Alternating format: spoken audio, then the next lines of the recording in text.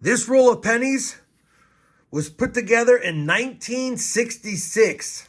It has never been opened. It's an original bank wrapped roll, and we're hoping today to go through it to see if we can find one of the most rare DDRs, the 1966 DDR, or one of the DDOs, the 1966 double die obverse. Join me as we hunt it in our quest to find a rare cent.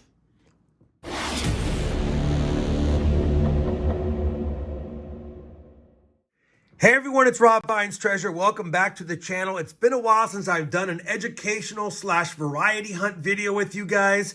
And since I have this 1966 OBW, original bank wrapped roll of pennies, I figured it was time to go through it. Now I'm going to set up the overhead like that. I'm going to put some gloves on. We're going to crack into it. And I will show you some images and what to look for both the rare DDR and the little more common but still a tough find double die obverse or DDO. Before I open up this roll, let me bring up some images and talk about the coins we'll be looking for and focusing in on today. So before I show you what to look for, I want to make sure you understand that you're either going to need a loupe, some sort of magnifier, or a coin microscope. Now, I recommend the Pluggables microscope. It's the one I've used forever. I have tons of links on almost every video to it. It's the most affordable and easiest to use microscope out there. It works well with any computer.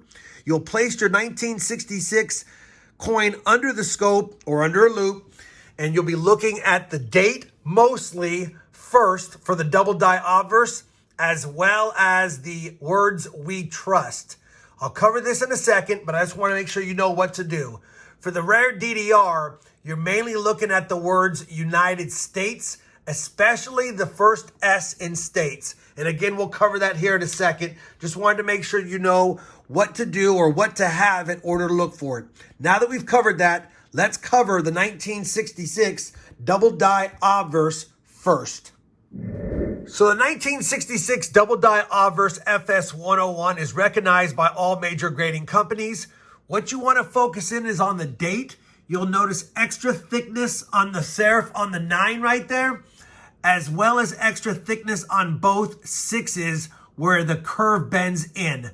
Those will be pretty much telltale signs. If you've got extra thickness there, the next thing you want to look at is on the words "we trust." You'll see splitting on the top and bottom serifs of the E, on the top of the T, on the base of the T and the R, as you can barely see there, and on the top of the U.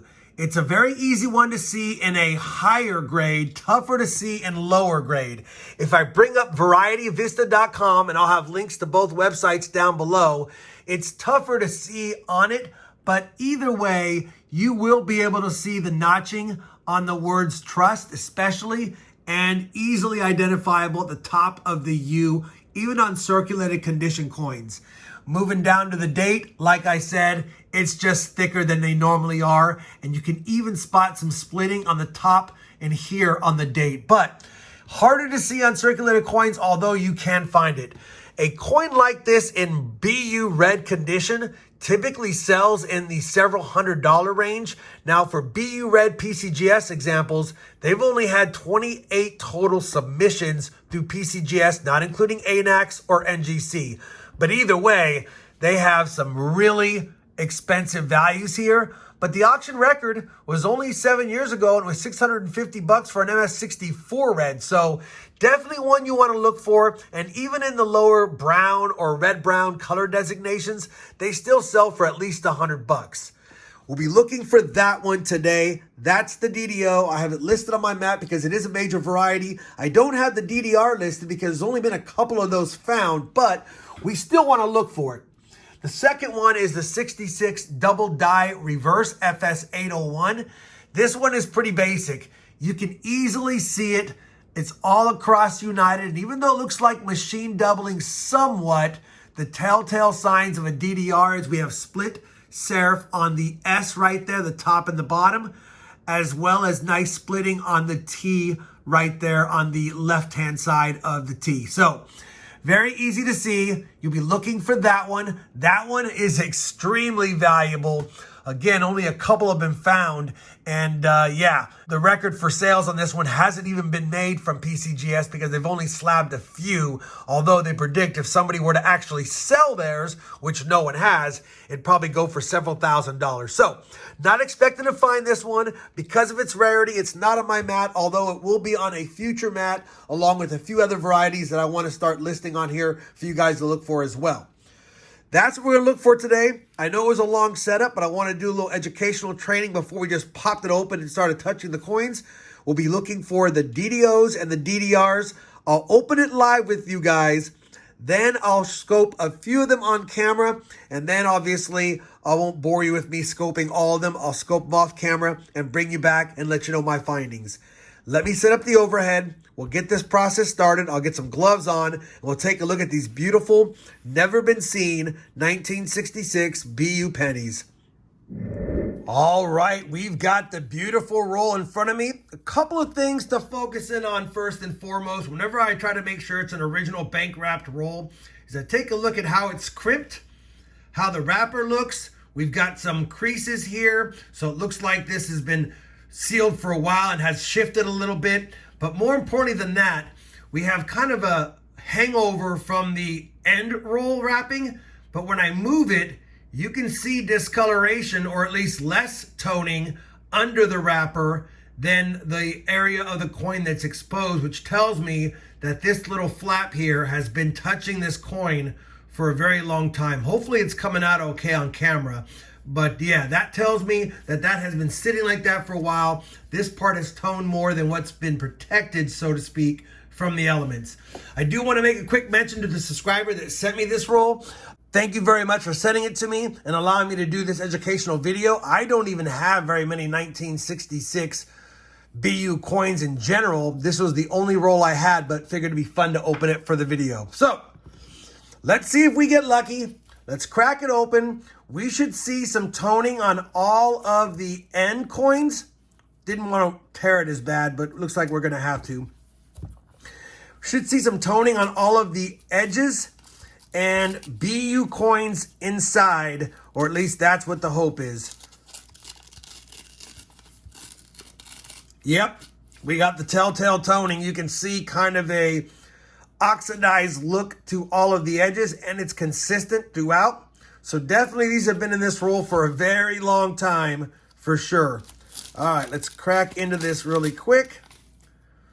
We'll slide it down like that. And holy cow, take a look at the beauties down there. You can already see the red peeking out from all the coin faces and reverses. Here's the end coin. Definitely can see the wrapper toning on it. Absolutely beautiful. We'll take a look at a few of these. And you know, one might even consider grading some of the higher quality ones if they're free of any marks. Keep in mind, without the variety designation, these coins would have to receive an MS66 red just to break even on the submission. And a 67 would put it way over the top. And anything higher than a 67 would be, well, a miracle, but it would be awesome. So we'll be looking for any super, super nice examples as well. They're all going to look nice in my hand, but when we put them under the scope, we'll see all of the minting process marks and dings, and if there's any weak strikes and things like that. All right, I'm going to do a few more just under the regular magnification of my camera, and then we'll take a quick look at them under the scope, or at least a handful of them under the scope. You want to look at least 5 or 6 under the scope with you guys to see if we see different dies being used. And see if we have just all one die or several different dies, reverse or obverse. And you can tell by the strike if there's different dies being used in the minting process. Like if there was 8 machines set up and they're all minting them and they all go in a hopper, you'll have 8 different dies set up. And I'm not saying there's going to be 8 different ones, but typically in a roll, you'll see 2 to 4 different either obverse or reverse dies. All right, let me do this. Let me scope a few with you guys. We'll see if we get lucky off the first few. And then after that, we'll go off camera and I'll scope the rest and then bring you back with my findings. But stay tuned. We're going to scope a few live. All right, the Pluggables microscope is on screen, ready to take a look. We'll grab the first one right here that we have. So we'll first check for that DDO. And as you can see on this one, there's no extra thickness on the 9. The 6s look pretty normal, or at least the second 6 looks a little heavy, but the first 6 doesn't. And then if we scroll up to the words we trust for that doubled die, we're focusing mainly in on the T, R, and U in trust, as well as the E, and all that looks normal. We'll flip it over and take a quick peek at the words United States. And all that looks normal to me. So this one is a strikeout on both the DDO and the DDR. We'll do 3 of them. This one looks just like the last one, probably from the same die, Obverse die at least. And definitely no splitting or any doubling on the Obverse. We'll flip it over. And all looks the same on the reverse. And then finally we'll do one more, and this one will also focus on the condition of the coin as well. So this one has a little extra thickness on the 9, as well as some kind of damage at the base of the 9. But I don't see any doubling from that angle. And everything looks normal on the R and the We in trust as well. We'll flip it over to the reverse. And no doubling. So let's take a look at the coin in general. Really problem free, other than the base of the 9 might have had a contact mark. We do have a nice die crack right there on Lincoln's forehead. That's always cool. But we do have a mark right there from being minted. A little bit of a blemish right there in the field. Other than that, pretty problem-free on the Obverse. We've got a contact mark right there on the T in States, and a little bit on the A in America. One of the pillars or columns has some dings. And so, yeah, the reverse has 1, 2, 3, 4 dings.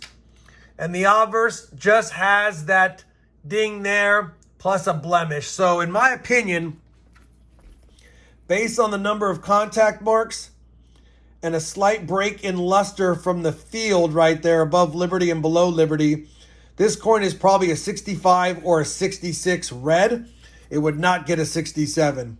So this is one I probably would not grade. We might have a better example in here. And if we do have a couple of better examples, I'll bring them up.